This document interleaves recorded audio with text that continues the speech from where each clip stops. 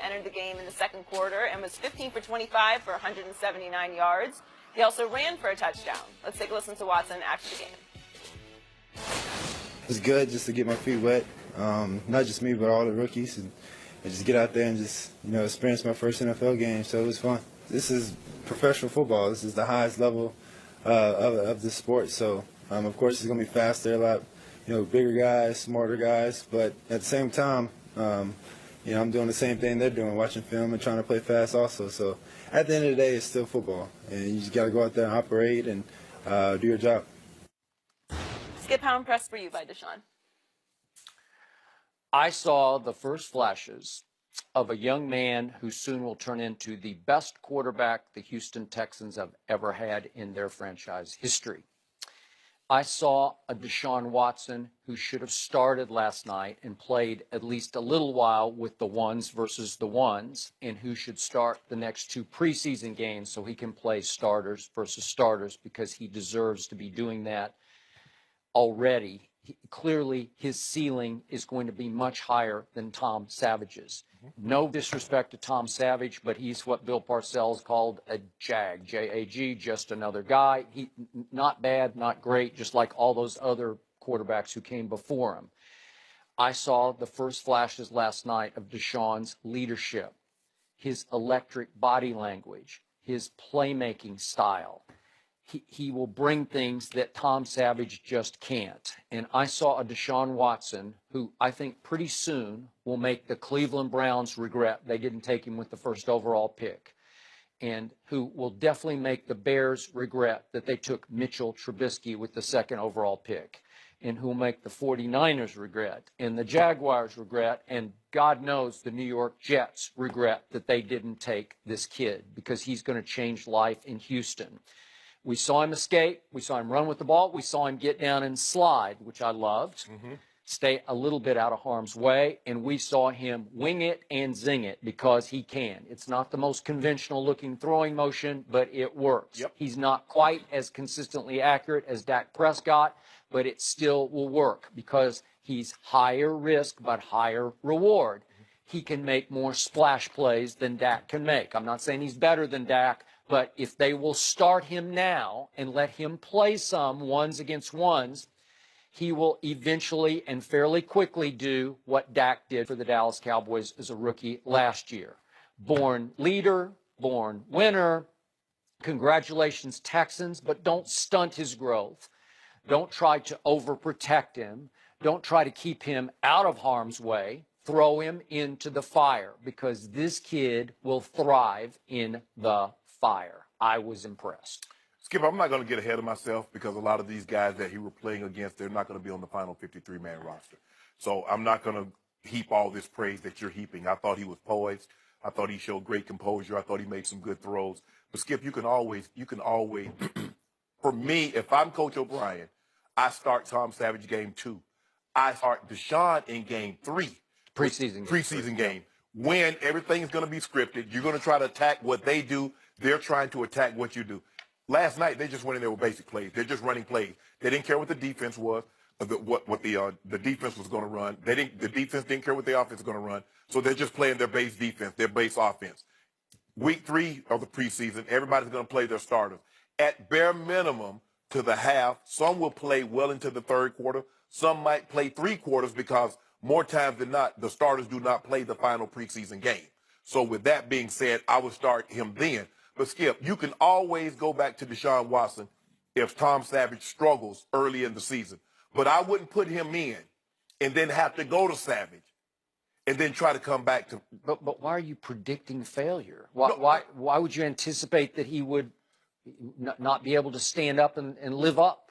I'm just going to base it because more times than not you see it. It's okay that if he doesn't start. That doesn't mean he's not going to be a great player. Guys have struggled as rookies, especially with the expectations. Dak did, but you have to understand, Dak was in a very unique perspective.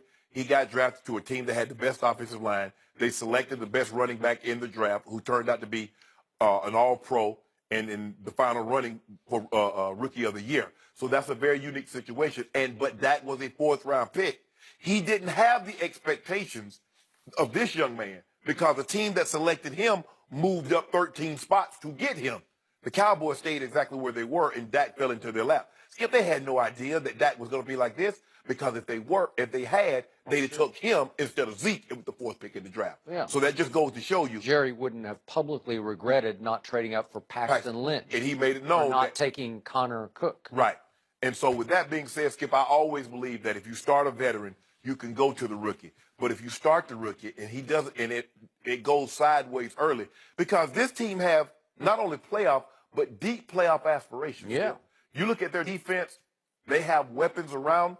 So if it's close, and I'm going to stick to this, Skip, if it's close, Coach O'Brien probably should go with Deshaun Watson. Not probably, he should. But right now, I don't see any reason why they should.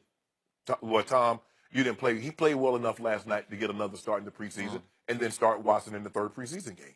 Okay, I just don't get the rationale of, okay, let's start Tom in preseason game number 2, Yes. which will force Deshaun into what we saw last night, which was helter-skelter. He's playing with a lot of kids who won't even be on the roster. Right. Kids blocking for him might not be on the roster. Right. And it got to be a little backyard. You know, it's got to be a little grab bag. Yeah. You know, you just got to break out and roll and look and throw it away if you don't have anything. Right. And he hit one kid on the sideline for a first down, but he had stepped out of bounds first, so it's the penalty. He lost it down. Hit another kid over the middle, fumble, caught it and fumbled. I don't know. It's hard to evaluate what you're seeing, because it's not fair to Deshaun, because he's better than that. So why wouldn't you just, if you think he's going to start the dress rehearsal preseason game, well, let him have some snaps with the ones next week. I'm going to let him start the 3rd preseason game, because I know with Tom Savage, I've seen Tom Savage in meaningful gameplay situation. I've seen him in an actual live NFL game. So now I'm going to put Deshaun in, because like you said, I want to see him with our starters against their defensive starters. And so with that being said, Skip, why not? You know what Tom Savage is. He doesn't really need to be with the starters in game 3, because you've already seen him in actual game competition. You want to see Deshaun Watson when they're scripting plays, when the defense is trying to attack you and you're trying to attack it. What did your eye test tell you last night after you watched Tom Savage and then you watched Deshaun Watson? Skip, he felt real. You can tell he was comfortable, but he kind of went home. Charlotte, North Carolina, and Clemson in South Carolina. Charlotte, North Carolina, and Clemson, South Carolina. So the stadium was real friendly. It was very friendly. So I agree. That's okay. He did look good. He looked smooth. He'd have to do a better job of carrying that ball like a loaf of bread, because they're going to chop it from behind. It's going to be on the ground a bunch. So he has to do a better job of protecting it. But I like that once he saw danger coming, he slid, got down. He looked smooth throwing the ball. He rolled. We know he has legs, Skip. We know he can throw the ball in the run. Hence that last second touchdown over Alabama in the national championship game. But Skip, there's no rush. I wouldn't rush this young man, because I expect him to be great for us for an extended period of time. Don't rush it. Don't rush it. Just like the rush is, this team is really good if J.J. Watt can get back to being J.J. Watt. Yeah. We don't know that yet. Right. But if he does, and they are what I think they are, with Deshaun Watson, they can go places. I think they can go to Foxborough for the AFC Championship game with Deshaun, but not with Tom Savage. And if you start playing musical quarterback and go back and forth between them, it's going to be a disaster. And I don't trust Bill O'Brien with the quarterbacks, because he's got such a big ego. He's going to want to show you that conventional wisdom says, I want to go with the guy who's been here for 3 years, who really gets my system. That's Tom Savage. And he's spoken out about how much he loves the kid. It was kind of a pet project of his. So his pride is on the line. And if he's not careful, his job is going to be on the line. And I want you to stop every time we talk about a quarterback bringing up Dak Prescott. You mean the guy who I don't care what had you the mean. best QBR in football all the way to the last game of the year when they mailed it in Philly because they didn't need it? That guy? Deshaun Watson called me last night and told me to tell you, stop bringing him up. He did not. If he called you, he said, tell Skip thank you for all the support. He didn't call me, but I'm saying it. I only said that he was the best player in the draft before the draft. That's my and I think we're seeing it. And I'm going to say it again. Would you like to be in the Cleveland Browns spot right now that you didn't take him? No. Thank you. No. How about Mitchell Trubisky? Would you like to be Mitchell right now after that game last night? How much pressure is on Mitch Trubisky, who probably will see the field this year? Skip, That's not Mitchell Trubisky's fault that Chicago traded up to get him. You're right, but I do feel sorry for him because I feel even sorrier for the people who picked him. Skip. I mean, somebody you're going to look down the line and you're going to say, well, it's just like with Steph Curry. You look at all the teams that passed him, what did he go, 8? You're like, don't you think they wish they'd had that pick back? But you do your By value. the way, I said I'd take him #1. That's just me. Skip, but at the end of the day, you watch the tape, you look at your evaluation, you let everybody come together. Okay, what do you think? What do you think? And you make the best decision. You're not going to always be right. Even as great as Coach Belichick is, he's had some flops. Jimmy Johnson had flops in Dallas with all those draft choices. Happens. It happens. But the shock to me is that year after year after year, the swings and misses on quarterbacks in the first round. It's just staggering. Skip, you never know until you get that guy in your building, in your uniform, and sees what happened when live bullets, pardon the metaphor, are flying around him. You're right. Because you never know. I mean, he got a big heart. He was at the big stage, and then fold like a party chair at the end of the night. We just had the classic example on our show right here yesterday, Ryan Leaf. Yep. Are you trying to lay claim to Deshaun Watson now? That's my homeboy. He's from Gainesville, Georgia. Skip's the one that came out and said he was going to be great, and you're being all hesitant. Hold up. You're from Enid, Oklahoma.